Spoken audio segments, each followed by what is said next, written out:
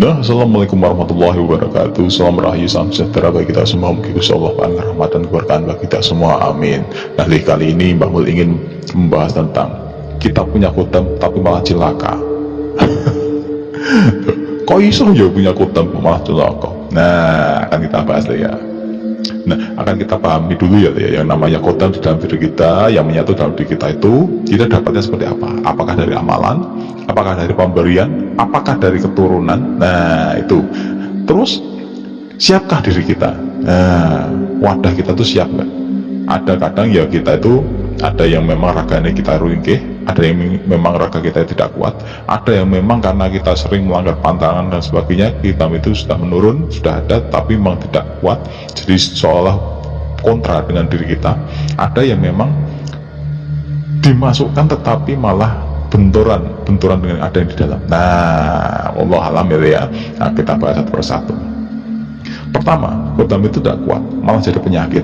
Itu biasanya karena ada sesuatu. Yang pertama, kita bahas tadi ya, orang itu kadang tidak memiliki apapun. Jadi kutem itu, raga kita intinya tidak kuat ya. Jadi raga kita itu tidak begitu kuat untuk dijadikan wadah.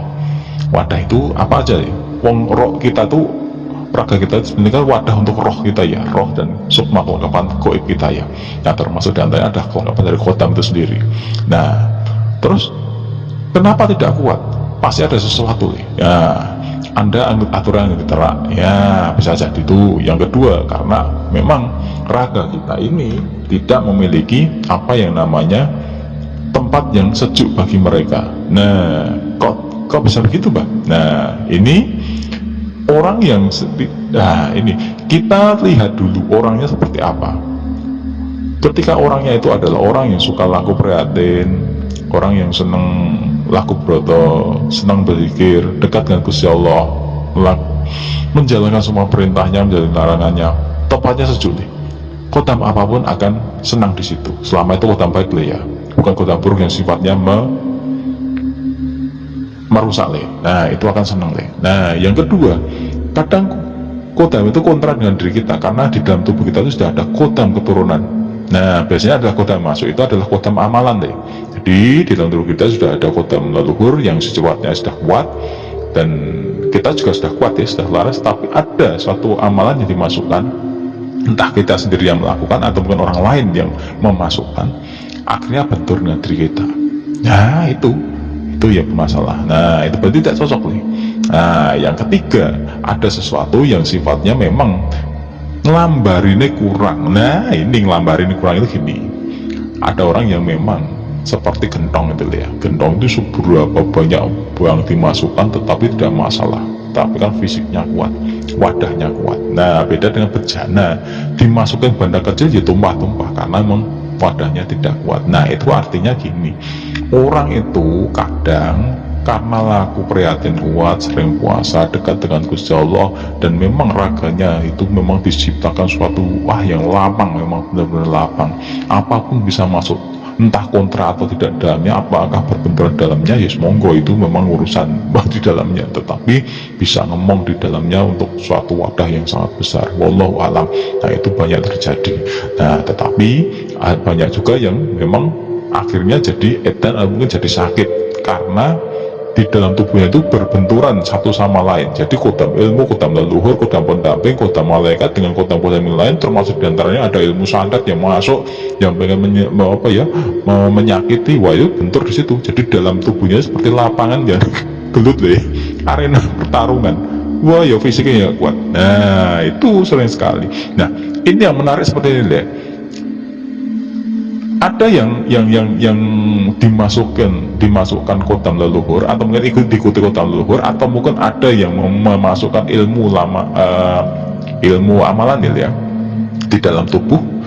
Tapi ada satu yang terjadi, yaitu seperti benjolan di dalam tubuh seseorang, atau mungkin tanda toh ya. Toh itu apa ya, kayak tanda lahir itu, atau mungkin tanda merah ya di dalam tubuh, di kulit.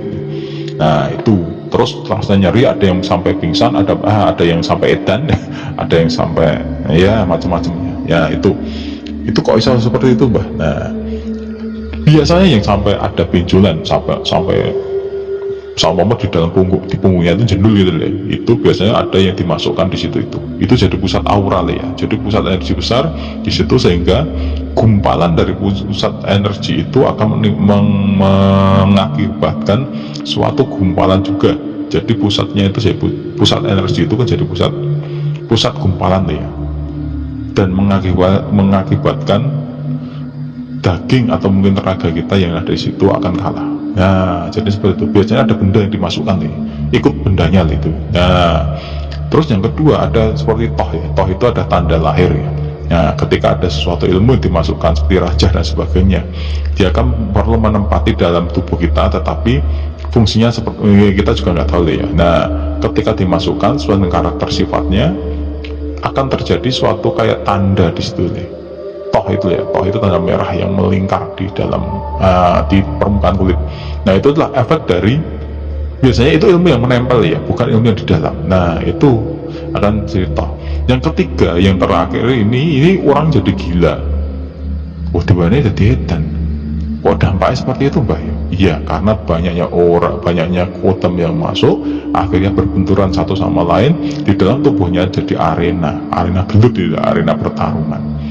Satu untuk melerai, satu meredam, satu untuk gak cocok dengan yang lain, satu ingin keluar dan sebagainya, dapat serangan lagi. Wah, ketika kita punya kodam itu otomatis kan juga kita punya musuh ya. Kodam itu sebenarnya kan jin yang jin, tapi walaupun tidak semua jin itu berwujud kodam ya, tetapi jenis-jenis kodam inilah kadang dia juga punya musuh, punya pantangan. Ketika bersinggungan dengan kodam lain, kadang yang tidak selaras, dia akan bentur ya. Nah, ini yang kalah rogone ya wes lah, moga-moga kita semua diberi kekuatan ya.